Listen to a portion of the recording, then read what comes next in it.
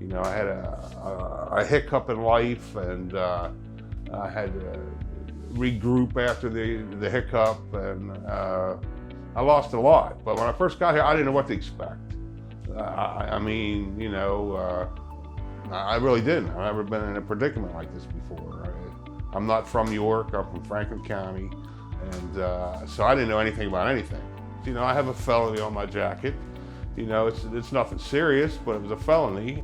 People with felonies, you know, being in prison, there's no education anymore in prison. There's nothing.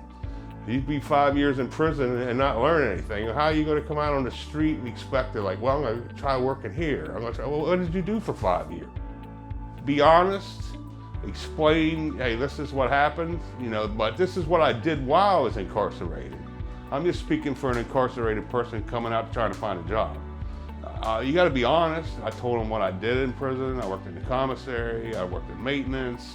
I said I wasn't doing idle time. You know, I stayed busy. And I said, I'm just asking for a fair shake. My crime that put me in jail had something to do with my driving. You know, I had a flee and elude a police officer, and so I want to get my driver's license back. I don't need to have a vehicle right now. I couldn't afford a vehicle anyway. I mean, but I at least want to get my license back, because people in interviews, you must have a driver's license or something. It's a help to the community. It's a help to people that need help. And if you want help, they'll give it to you. I mean, like I said, you've got to put in some effort though. But if you're looking to better yourself, you got to put a little work into it, but they're willing to work with you.